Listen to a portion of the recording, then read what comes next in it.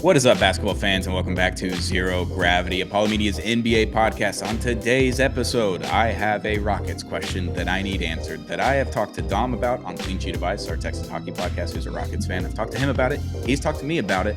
I haven't brought it up to Sheldon or Josh, but you know what it is. It's Rocket Talk with Drew on the pod because I don't have any Rockets fans in the room. We're going to talk about that. We're going to talk about Giannis trade destinations possibly because that Bucks team stinks without him. And he sees that as well as we do off the court.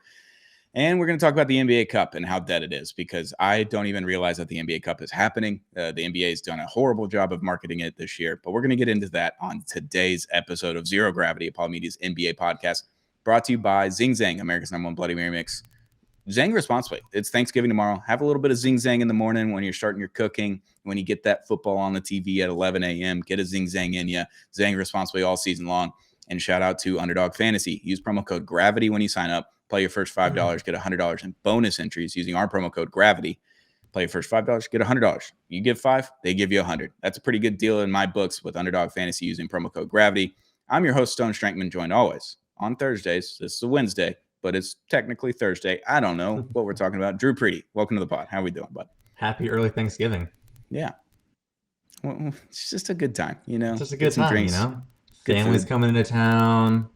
You know, we have to travel today, so that'll be really fun. The busiest day of the year. Yeah, it's going to be really fun. But hey, holidays are coming up. It's going to be a good time. Yeah, basketball is kind of getting into full swing. Next month is really when it starts to ramp up right after Christmas. So we're right there. But, Drew B, precipice. I had a question for you. We were talking about topics yesterday, trying to figure out what we're going to talk about on this episode. We obviously recorded on Sunday night, so that episode's out. Talked about a lot of things out there, but the Rockets. I have questions. Okay. I just have questions about the Rockets. Yeah. They're sitting really good in the standings. They're not bad. They're not horrible. They're 11-4. They've played a little less games than most everyone else in the West that are above them, the Nuggets, Lakers, and Thunder. So they have less wins. They played less games. They're 4-3 in the conference, 2-1 in the division. They're on a 1-game win streak right now. KD's out, I believe. I don't know if it's tonight or yesterday. I can't remember. I think it's yesterday. I think it was Monday and also today. Yeah. Is what they have released so far. Who knows? It's a personal reason, so we'll see what. And there's rumors out there, and I think it's a good reason. So I wouldn't think, and it's not an injury, so that's the biggest thing. Because I saw breaking Kevin Durant will miss, and I was like, oh boy. And that's all that the tweet showed me on my notification center, and then I clicked on it. I was like, oh, okay, that's it. Yeah, that's fine. We're gonna be fine. But when we're talking about the Rockets, I look at their schedule, and obviously, game one, you're playing against the old Oklahoma City Thunder. You go to double overtime. It was a great game. It was a lot of fun. And you know, at the end of the day, I just look at their schedule and I question whether or not they can beat good teams because it's OKC, double overtime, close game. Pistons, next game, close game, lost. San Antonio later on. Obviously, you played Toronto, who's been pretty good, but other than that, no good teams early on in the season until San Antonio, November 7th, lost by 11 at San Antonio. I believe that was a NBA Cup game. You beat the Bucks, which we're going to talk about the Bucks later. You beat Orlando, which hasn't been good at that point. You beat Cleveland the other game, which you were trouncing them at halftime. They make a big fourth quarter comeback. You still win by 10, so that's kind of your best win. You lose to Denver by 3, another close game. Best win. Yeah. And then you beat Phoenix, which might be your best win of the season. So my question is, are the Rockets good, but they can't beat good teams? We've seen this with the Cowboys, the Dolphins, and some other NFL teams over the years where they have a great record, and you look at their schedule and you're like, they haven't beat a single team over 500. I'm not saying that's the case with the Rockets, but when you go up against the best competition in the West so far, you haven't won the games. So I'm just asking, are you a good team that can't beat great teams, or are you a great team that just hasn't found their footing yet? That's all it is. I'm not yelling at Rockets fans because I know they're going to be in the comments rushing at me. Of course they are. That's a super hot take. I like it. I think it has some weight behind it. I think the Cavs win is definitely their best win of the season. It is concerning. Like you said, they can't. I mean, again, it's like they played the Nuggets once, they played the Thunder once, Yeah, so it's too small early in the sample size. season, right? Too early in the season to really have this like be confirmed. But as a hot take coming out the gate, I like it. Against teams 500 and over, they're only 5-4. To your point, and then everyone else, the dredges of the league under 5, they're undefeated. They're 6-0. Yeah. So yeah, they're above 500 against winning teams, and that's all you really need to be. In order to be a good team, like you said, we don't know if they're a great team yet. I think they're a great team. Just to, for example, I mean, they're first in rebounds per game. Yep. They're first in offensive rating. They're first in second chance points, which obviously goes back to the rebounds.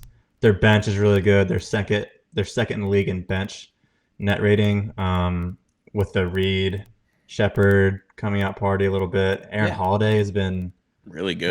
Lights out for them recently. Yeah, I don't know. I like the question mark just because it's going to make people maybe a little upset. But we'll see. I don't know.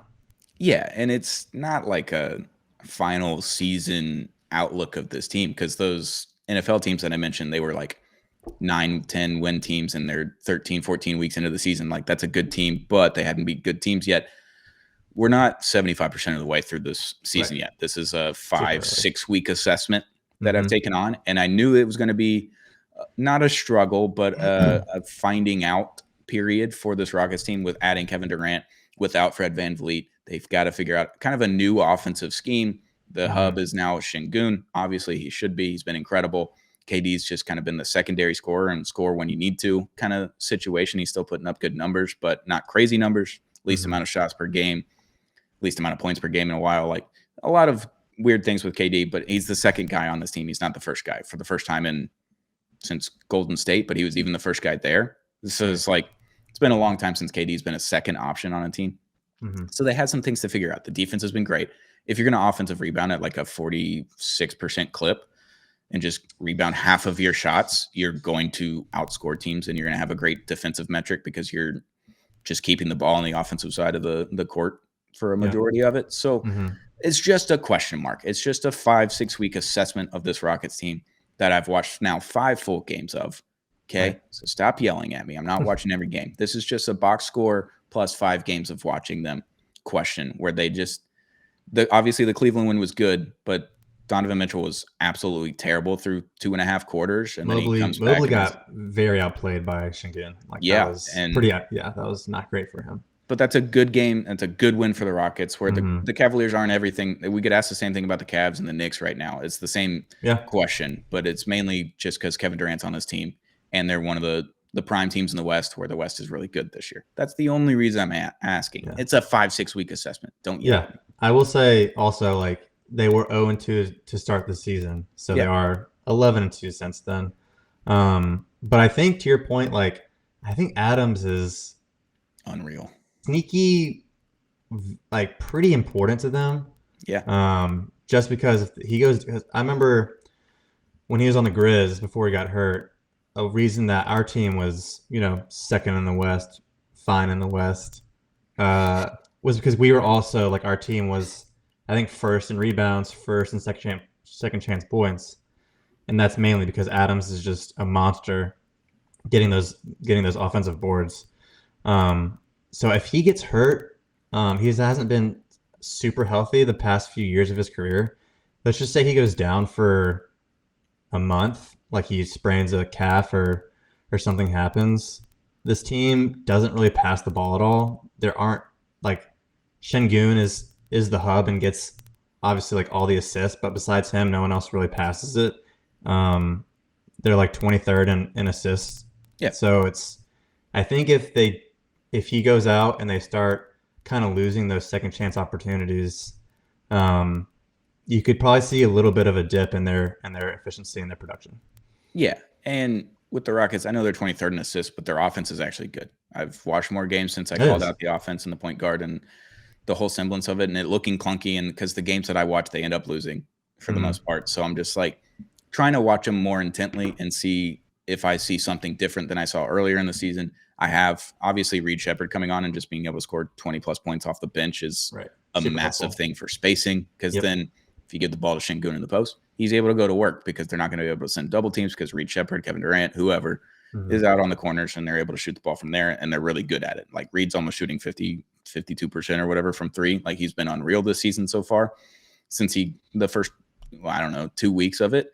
He's come on really well. Kevin Durant's been good, obviously, but yeah, it was clunky to start. It's getting better. I understand the offense a little bit more because it's not a traditional NBA offense in 2025 anymore. It's more ISO ball and picking your spots and understanding who's hot and who's not. And it's a good offense. I'm not saying it's a bad offense. It just looked clunky to me at the start. Now I understand it a little bit more. But yeah, the lack of wins against great teams so far is why I'm questioning it.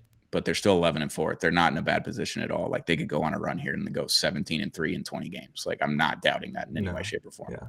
Now that I'm thinking about it, I'm not sure how.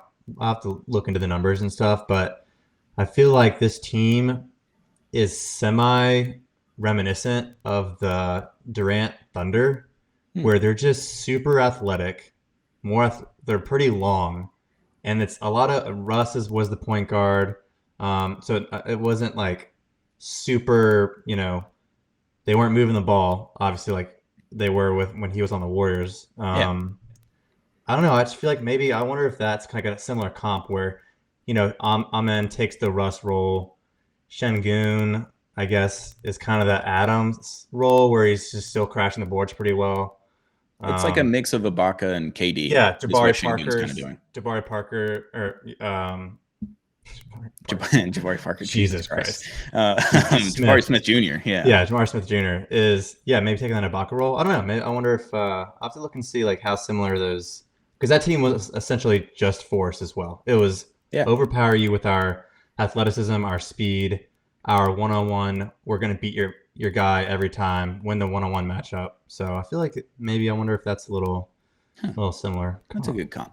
Yeah, I like that. So Rockets fan, yell at me in the comments. I don't care. I've actually watched the games. Rockets fans, that means you'll just lose in the Western Conference playoffs and and be really sad. Because who's beating OKC, and I don't know who's beating Denver at this point, and you played them really close. I do still think those two are still the teams to beat, but Rockets, I mean, again, they're right there for sure. Yeah, and they can get to that point where they can beat those two teams. I'm not doubting that. Absolutely.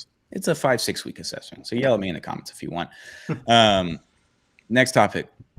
Giannis is hurt. Obviously, we talked about the injuries on the last episode. We fixed the injury problem, by the way. I just made training camp and preseason a little bit longer, get back into game shape.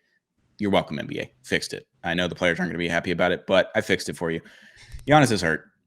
He's been hurt a lot over the last, 4 seasons at this point. Yeah. It's been tough. He's missed a good amount of games. It's not like crazy where he's missing the entire season and all that kind of stuff, but it's like an important month in the season, or it's the playoffs. It's like the worst timing possible. Right now is probably the best time. It's November still. Kind of get away with it. But that Bucks team is bad. Bad without Giannis. It's not even close. He's missed games here and there the past 4 or 5-ish years. I mean, he's still in the 60s, high 60s too, usually. So it's not like he's, like you said, it's not like he's missing huge chunks of the season. But before this season started, people were saying it's going to be a pretty weak East. Yeah. The Bucks should automatically be a top 4 seed. Like, I think that was pretty like universal. Everyone thought they were going to be like right at the top of the East. And right now they are 11th. They're not even in the play-in, man. Like, what are we doing? Yeah, I think preseason we put the Bucks at 5. I think we put the Magic at 6, and then we had like the Hawks at 4, and then kind of which is good. I think I like that. Yeah, and I think we were kind of right in that assessment of like if Giannis is playing, that team's going to just win games in the East because half of their games are going to be at the East. So you can kind of get away with that, and now they can't. They're on a 5-game losing streak. They're getting they got trounced by the Lakers. They lost a relatively close one to Cleveland, lost another kind of close one to Philly, kind of just get beat by the Pistons, and kind of just get beat by the Trailblazers. And they just don't have a guy on the team outside of Giannis that can carry them to go 500 while he's out. And then I know Kuzma and Hollins and all these guys have been playing really well with Giannis, but without him, their gravity is just zero. If you look at it. Yeah, as much as we've talked about how much, Ryan Rollins has like taken a huge leap this year, and we love him, he definitely can't burden what they're asking him to at this point. Miles Turner has never been a 30 points per game scorer either. He's always had to have another guy, a star, and yeah, exactly. He's just playing off of that. So yeah, I think if I were the Bucks, you should start looking around. You should start looking around and saying like, if we're because even when Giannis was playing, they were still a 500 team. Yeah, it's not like they were like 10-3 when he got hurt. I think they were what are they right now? They're 8-10, so they were 8-5. I think they were like, something like that, 8-5, 8-6. Like, so yeah, I don't think they're at the point where they're a contender like we thought they might be with the Turner trade. I think it's time to shop, because eventually he's going to want to get traded. I don't think he's going to be on a losing team for this long. And I've already said it on this pod. I've been kind of out in the open since July. I kind of just was teasing it there where a superstar was going to ask for a trade or asked to start looking around. Then it comes out in September that Giannis had asked around. They talked to the Knicks. The Knicks basically said no. But first, 3 Texas teams said no. And I think because the Bucks were asking for too much. And I've talked to Colin Blackwell now, who plays for the Stars, who's really good buddies with Pat Connaughton. That's his best friend, I believe. So he was obviously with the Bucks for the last 7 years until this year. I think he's in Charlotte now. But he told me that Giannis, like he wants to make sure that Milwaukee is done right in the trade. He doesn't want to screw over the franchise. It's not like, hey, trade me at all costs and I'm going here kind of scenario. He's like, I want to go to these places, but make sure you're getting a good deal on the back end because I don't want to screw you guys over. Been here my whole career, won a finals here, Bucks legend, all the things. He wants to do right by the franchise, which is very rare that we see in the NBA now. It's just like, look, if they're unhappy, they're going to want to be sent to where they want to go. And that's all you can do about it. And you just kind of get screwed in the trade. I was going to pull out the league reference, but I think that's too early 2010s. I can't say that anymore. But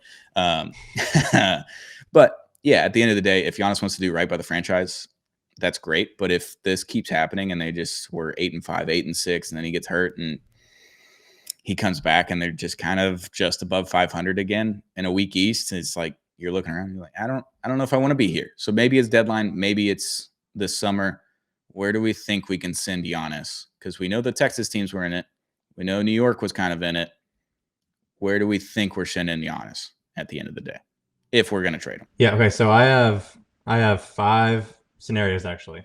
Oh wow. That I have looked at, ranging from probably not to maybe.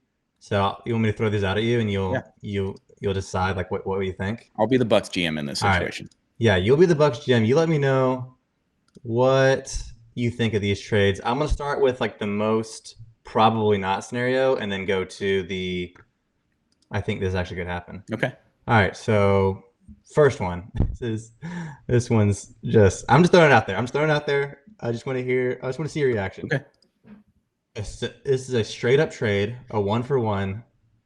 Obviously, picks would be involved. Giannis for Siakam. No. Why? No, because you're making Indiana better, and we saw how the Indiana fans reacted. They already traded with Indiana. They already did it. They just did it. I know. They just did it. I don't think you can do it again. Here's my thought process. The Pacers are already going to have, this year is not going to be anything, right, with Halliburton hurt. Mm-hmm. Why not just trade for Giannis, have him sit a little bit because he's hurt anyways. Yeah, tank it out. Tank it out. And on the Bucks end, okay, Giannis, you have to trade him anyways. You have to trade him. I don't know. If you have to trade him, this is the scenario where Giannis is like, go ahead and get it done. Exactly. This is the scenario. Exactly. Yes. Where he's like, I need to be traded. Yeah. You're getting a very good player in return, right? Who was just on the second best player on the finals team last year. And if you really want to hit the reboot button, maybe, you're going to get a lot of picks back for Giannis as well. If you have to go ahead and turn around Siakam for other picks or younger players, that's also a possibility. I'm just, I mean, this was the first one where I was just, I just want to see Testing the waters. what you thought. Yeah, testing the In that waters. scenario, like Milwaukee kind of comes out pretty good because Siakam plays a significant amount of Yeah. games, and in a week East Well, this exactly. year, Mm-hmm. you could talk yourself into it. You could talk yourself into it. It's not going to happen. I just wanted to throw it out there. And Indiana would have to All include their pick this year, which Indiana is not going to do. Right. In that scenario. Yeah. So I think it's kind of a no from both ends. I think it's a no from both ends, but I liked it. I didn't love it, but I liked it. All right, next one. Next trade, number 2, that I am not sure this team would do it, and that's the Pistons. Okay. They are the 1 seed, so they don't necessarily need to do this trade. No. But if they think they can win the whole thing with Giannis, why wouldn't they, right? The 1 seed in the East, they know they're going to be at worst, a top 3 seed going into the playoffs. I doubt they drop lower than that. Here's the trade. They're giving up. They're getting Giannis, and they're getting some pieces in with them. Gary Trent and Andre Jackson. Throw some pieces in there. You got to throw in Tobias Harris for the money. And then the players they're getting in return, 2 young, promising players, Jaden Ivey, who just came back, right? Okay. Who we don't know, right, if he can play with Cade. Can he play with Cade? Yeah. We're not sure. And Arsar Thompson. So Bucks, while they do lose Giannis, are getting 2 pretty good young guys coming back in that deal. What do you think? How many picks are we throwing in this one? Well, that's the thing. It's always going to be like 3-4 picks, some pick swaps, at least 2 swaps, some swaps. So it's just it's always picks are picks, but if those players make sense. Yeah, because you have Giannis next year as well, still under contract. Pair him with Cade, sounds great. You keep Duren. I mean, a trio of Cade, Duren, Giannis. It's just that are the Bucks. The Bucks are probably going to want more. Is what If they want more than Ivy and Thompson, probably they would want maybe. Are you giving me in that trade? If I'm the Bucks, I'm be like, all right, I'm going to need 4 firsts unprotected and 2 swaps in that one. Because All-Star Thompson, while we think he's going to be good, he's not Amen yet. So it's a little bit different. Jaden Ivey is a mystery, just hasn't played forever. So could be good, could be bad. Who's to say? Tobias Harris, you're getting off the money. You're freeing up your tax space. I know you kind of went for it, and it's helping you out because you have the Damian Lillard money for the next 3 more years after this. So it's cap relief plus picks, which may not be good. Or if disaster hits the Pistons, they could be good. So I'm intrigued, but I'm going to need 4 firsts and 2 swaps minimum. Yeah. So a lot of picks. This conversation. I doubt the Pistons would give up that much just because they would, I think, would keep their picks with this young core, keep building around it. They don't need to necessarily go all in. I just don't think if they had to give up Duren, which they probably would in this trade, I don't think at this point they would do it. Yeah. But it'll be fun, all right. That was probably the second one that I thought definitely no, but fun to think about just because the Pistons are really good this year. Could go for it. Okay. Do we think with Wemby out, are the Spurs? We're going back to the Texas teams. Okay. At least one Texas team. With the way Castle was playing as well, now the Bucks could be like, all right, you can build a trade around Castle, and get. So this is what I got. I got Giannis is going to the Spurs with Andre Jackson, and then Bucks are getting back Castle, who at this point, what was he? He was averaging he was great, 20-something, 8 and 8 before he came out. He was really good. Castle, Keldon Johnson, Devin Vassell. So again, 2 other youngish players that have potential, and some picks. If I'm the Spurs, I'm saying no. You're saying no? I would move Fox before I move Castle. I know, but I don't think they can trade Fox until December 15th, right? Or can they not trade him at all because of the contract? They might not be able to trade him all this year. I know. I was looking at it. I think I tried to do a Fox trade. Let's just see. Blah, blah, Which, blah. if you're the Spurs, you can't trade Fox because that just looks horrible on your organization because that's the one team that Fox wanted to go to. So that's kind of putting bad faith out in the player organizations and the agents Mhm. and all that. Um, Fox but can't get traded. He can't get traded until February. So he could get traded this year. Now you're doing it basically right at the All-Star break. yeah, so it's weird because the Spurs, Bill and Zach Lowe, they talked about it on the pod last week, I think. They're like, Mm-hmm. do the Spurs need to accelerate what they're doing because they don't know how many games Wemby will end up playing in his career? Or That's is a he good just point. going to be a Yeah. 50-game guy every season, and then if he gets to the playoffs and he's healthy again, like, are You, we looking at that? I think you have to ride out this year okay. one more time and see if Wemby comes back from his calf strain or whatever it is and can play the rest of the season, plays the playoffs, whatever it is, and kind of assess where you're at there. But if he misses more time or multiple months with this calf strain and then comes back and isn't as good as he normally is, even though he's Mm-hmm. 7'7" Mm-hmm. and can rebound and shoot and do everything that Wemby does, Mm-hmm. do you assess this year as just like, look, we're close. Like, let's see if we can get to the playoffs this year. If Wemby can come back, kind of see where we're at. If we win a series, that's great. Then we can kind of add more pieces to it. Or are you looking at it more so as, holy shit, we may not have Wemby for more than 7-8 years? Like, are we looking at a Yao Ming situation? Because just because he's too tall, Right. Yeah. and he played a lot of games his rookie year. I understand that. But then last year you have the blood clot. Now you have Right. the calf strain. It's like Mm-hmm. with the tall guys, you just don't know. You don't. And You don't. It's hard to predict.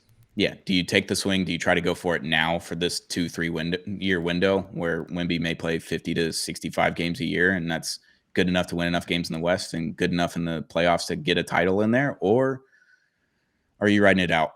So I just don't know where the Spurs are at. If I'm the Spurs, I'm probably saying no because I think this is the wait and see year, kind of like the Rockets were last year. Because I didn't want the Rockets to take a swing last year because you needed to see what Jalen Green and Alfred Şengün and the Mm-hmm. rest of the squad were doing. And then Oh, this I like that. offseason, they were like, hey, Jalen Green, you're out of here. Kevin Durant, you're Mm-hmm. in.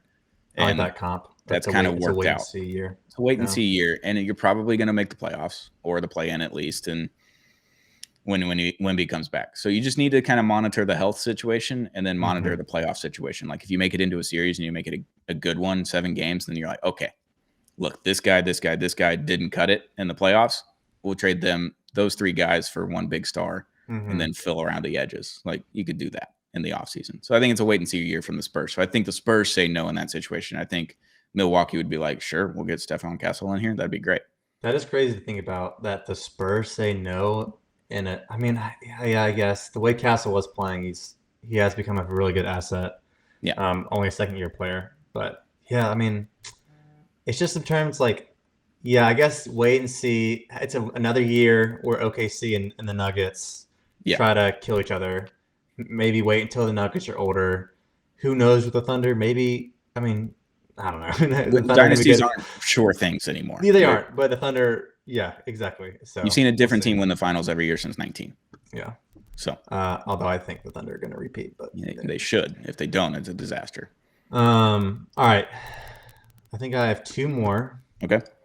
So we're getting into the maybe situation here. We're getting into these are the ones that I think we heard about them a little bit at the beginning of the year. And this one is, I think, a little bit more, I guess, pressing in the recent days and weeks because I'm talking about the Warriors. I'm talking about Kuminga, and we thought the whole Kuminga saga was over. We thought everyone was buddy. Maybe we hoped that they'll be buddy. I think half of us going knew back that. downhill. Right, it's going back downhill. Kuminga isn't really talking about his injury at all, which makes me think that he's maybe not as injured as he's holding out. Yeah, he's holding out, and he wants to get traded. And I think that's another young player, obviously older than Castle, but someone that you could definitely, sell to your fan base. Do something with. Yeah. Right. So the problem is, I think in order for this trade to work, you also need to throw in Draymond. Yeah. And is that worth it? So it's basically Giannis, again, with like some French guys going over for Kuminga, who isn't going to play for you anyways.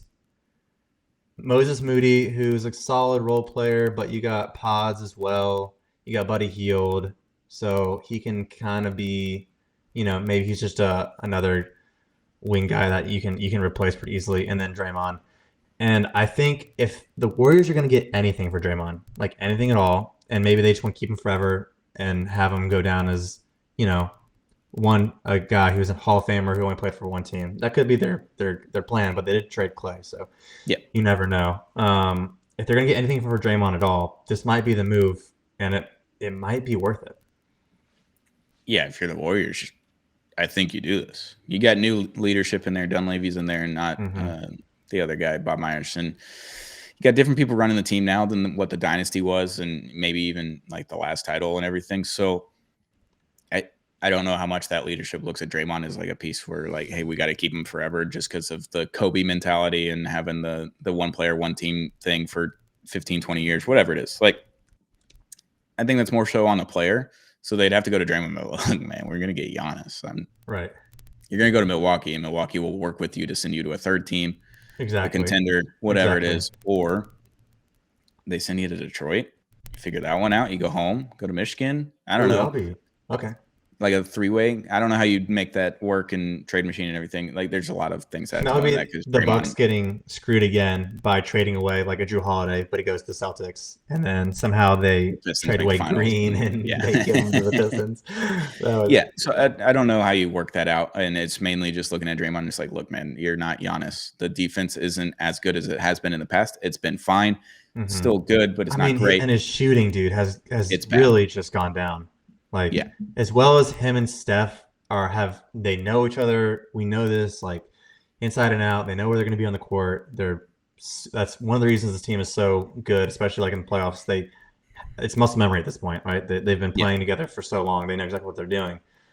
But he's 36? I think he's turning 36 this year. Right. It just might be time to like really.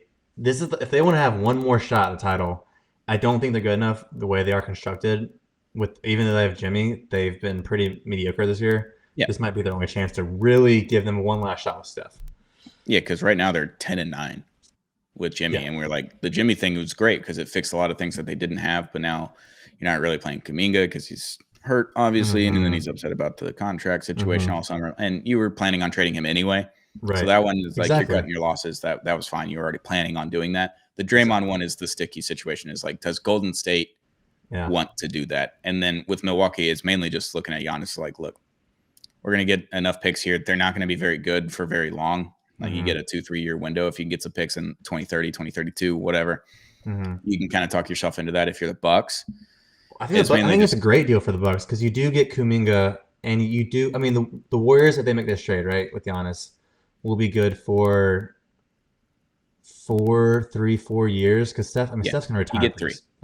Three. So, and then if you get these picks, if you get the picks starting in 2030, 2031, 2032, you're going to have some really good value with that stuff.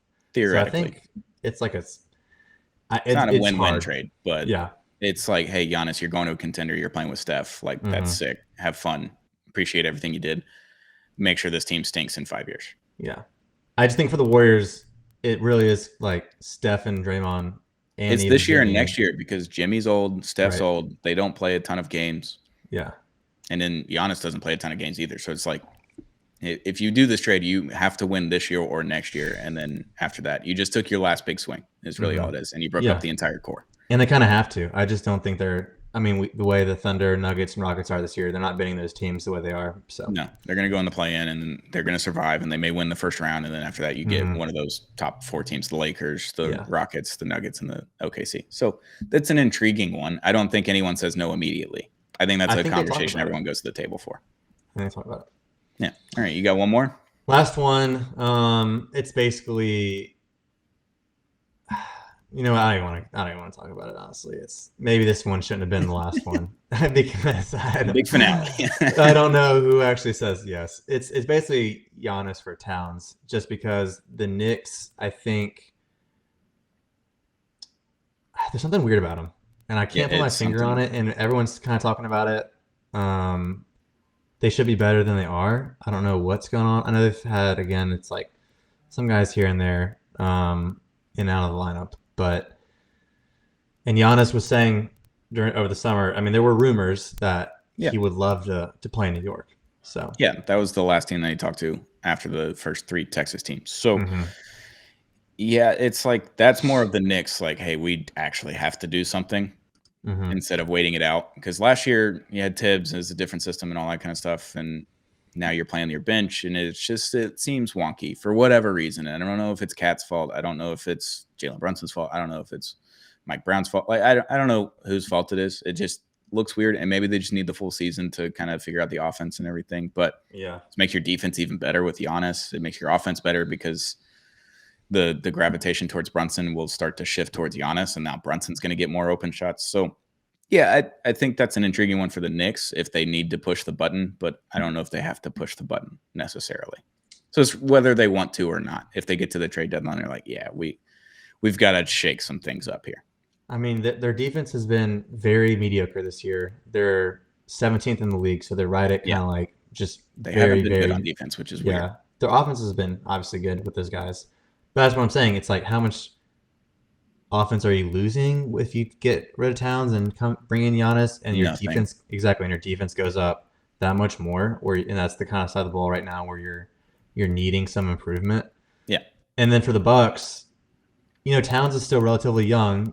You can definitely build around him, and you get some picks back. So I don't know, something like that. Yeah, I don't hate it. All right. I don't hate it. Last thing before we go, NBA Cup is officially dead in my mind. It's like the NBA is just not even promoting it at this point. Like I turn on a game and I'm like, oh, there's a new court. The court, that's red. An NBA Cup game. Cool. Yeah. Like I'm not seeing any clips about point differential. I'm not seeing standings. I'm not like I know the NBA app. Every time I pull it up and then I look at the standings, it immediately puts me to the NBA Cup standings, and I immediately click out of it. There's just no push towards it on socials like it was the last 2 years. I thought it was kind of frisky last year. I think the point differential thing and trying to blow teams out in the group stage was at least interesting, and you can kind of see players either get mad or understand, hey, it's a point differential thing. I'm not going to be upset about them taking a buzzer beater 3 at the end of it. We saw that one time. I've seen one clip from the NBA Cup where a guy dribbled out the clock and his teammate was like, dude, what the hell are you doing? Go shoot the ball. What do you point differential here? It's the NBA Cup. Yeah. It's just there's no juice behind it anymore. I think it's officially dead. Just kill it and don't even bring it back next year. I'm over it. It's so dumb. You said it's dead. I don't know if it was ever alive. It's like it had basically. Minuscule amount of juice, like the little juice bottles you get from a juice store. Yeah, a little ginger shot. It was that last year. I mean, I didn't like it from the rip. I'm not a fan of the courts. Yeah. I'm not a fan of the only reason they're doing this is because they refuse to shorten. We talked about it. They refuse to shorten the number of games in the regular season, but they need more viewers in the beginning. So what do? They make up this makeshift tournament to try and garner more views, more revenue for the teams. It's just. Do you remember who won the very first time? Lakers. And then the Bucks won last year. So because they were entertaining games. That's the reason I remember. To be honest, I forgot. Okay, who did the Lakers play? Do you remember? No, I couldn't tell you that. Exactly, I can't remember either. But OKC last year against the Bucks. OKC last year. So, and it was the Pacers versus the Lakers 2 years ago. That's right. So it does kind of tell you a little bit about like, all right, maybe there's some teams up and coming that make it in the final stages of this in-season tournament. But if I'm looking at the schedule, right, say it's a Wednesday, Thursday, whatever night, and it's Thunder, Nuggets, and it's not an NBA Cup game, and then I have Hornets, Wizards, but it is an NBA Cup game. It's like, what do I want to watch? Watching the other one. I'm always choosing the better team. I'm always going to watch that game first and watch that way more like intensely than I am going to watch teams that have. Yeah. So it doesn't matter to me whether it's the cup or not. I'm just trying to watch good basketball. I think it's a gimmick, and I think when a professional sports league starts to look gimmicky, you start to lose credibility. So, and if you're already losing credibility with this in-season tournament on top of the gambling stuff, like Adam Silver really needs to take a look in the mirror and start figuring out how to make the league better and not just throwing stuff against the wall and hoping it works out. Look, we fixed the league on the last episode. We made training camp and preseason longer, but you didn't start the season until Christmas Day. Christmas Day is your opening night. Great idea. And then you end late July, early August, and then you have the draft right after that next week, and then you have free agency right after that in August, and then you can control like 10 months out of the year. Exactly. Those storylines. It's just push this. I mean, and people have been saying this for forever. I don't know why we don't start until after Christmas. It's so dumb. When there's 2 months after the season's over and nothing's happening. Like, you can literally have only basketball on. There's no football. There's no There's baseball's kind of coming up, but it's not playoff baseball yet. Right. The hockey would have ended. It's just, Yeah, you're avoiding the nitty gritty of college football and NFL season, because by the time October starts, you have conference play for college football, so all the SEC games are playing, and Big Ten, and I don't watch Big Ten. Fuck them. Like, I'm an SEC guy. I'm just gonna watch the SEC. But then you have the NFL. You figuring out what teams are good at that point. You getting a lot better games. Like last week, we had 3 overtime games and a walk-off winner on NFL Sunday. Like, who's watching NFL, like the NBA on that day? Not a lot of people.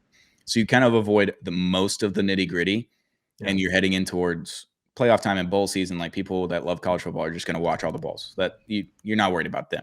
But the casual NFL NBA fan, if you started on Christmas Day, you got the 5-game slate on Christmas Day, you control that more than what you've controlled it in the past, even with the NFL games going on that day, because it's opening night. It's banner night for whoever wins the title. They're the 3rd or 4th game. You put them on the early evening, the 5-6:30 p.m. game or whatever it is. Yep. You have banner night for them. You have a whole day of Christmas Day games, and that's opening day. That's opening night for basketball, and that's just the perfect way to start the season, because then that's really when the season starts, is Christmas Day for the NBA. Is like most of the casual fans start to tune in on Christmas, and they kind of follow on after that. If you started then you move the trade deadline till, I don't know, late April, when the NHL playoffs are starting, but like baseball's kind of just starting, so you're kind of losing a few people, but not a ton, to baseball crazy stat heads and all that kind of stuff. And then you have the trade deadline like late April, early May, whatever it is, and then you got 2 months, and then you get the finals in late July, early August. Something like that would just be able to control the storylines and ESPN and First Takes and all that kind of stuff a lot better. And I think that's how you fix it. And you just get rid of the NBA Cup, and you don't have to worry about juice at the beginning of the season if you started on Christmas Day. Yeah, exactly. Don't have to worry about the NBA Cup. Exactly. No one cares anyways. I have no idea what the standings are. I don't know what team is in each group. It doesn't matter. Couldn't tell you who's in the Mavs group right now. I have no idea. I'll watch the games when they come on the TV. It doesn't matter if it's in the cup or not. Like, it doesn't really. And for the players, it's still, each player gets like $500,000 if they win. I know that's a lot for the normal people. Yeah, normal people, and like, but even like the vet minimum is like $2 million. Like, it's, I don't know. It's a big jump for them, but how many people are on vet min? Yeah, I just don't think there's not enough incentivizing for the players to have them actually care. I know they're saying all the right things. We're like, oh yeah, this is an NBA Cup game. We're kind of trying a little bit harder. Sure. I don't know. And the viewership, like you said, it was kind of like people were excited about it in the beginning. So the final 2 years ago between the Lakers and Pacers got 4.5 million views in the US. Yeah. Last year dropped all the way down to 3 between the Thunder and the Bucks. You could argue that was probably I didn't watch any of that game. A better game than the Pacers Lakers like 2 years ago. And it's going to be lower this year. So yeah, it's something that they missed. They missed. Yeah, it's a miss. Hard miss. Clanked off the backboard. Didn't even hit the rim. But yeah, that's it for Zero Gravity. We covered a lot of stuff today. Had some technical difficulties in there, but we made it through. We made it through another episode of Zero Gravity. Shout out to everybody that's listening. Hit that subscribe button on Apollo HOU on YouTube if you haven't already, or Zero Gravity on any audio podcast platform. Happy Thanksgiving to everybody. Enjoy the turkey. Enjoy the family, friends, all the drinks. Gobble, gobble. All the stuff. Zing Zang. Zing responsibly all season long, especially on Thanksgiving. Have some fun with Zing Zang tomorrow. Wake up. Make yourself a little Bloody Mary if you're going to make the mac and cheese or the turkey or whatever it is. When you're starting off cooking, hit up Zing Zang, America's #1 Bloody Mary mix. And shout out to Underdog Fantasy. Use promo code GRAVITY when you sign up. Play your first $5. Get $100 in bonus entry using our promo code GRAVITY. Shout out to Underdog Fantasy. Shout out to you, Drewby. Happy Thanksgiving, everybody. That's done. And we'll be back on Monday with another episode of Zero Gravity, Apollo Media's NBA podcast.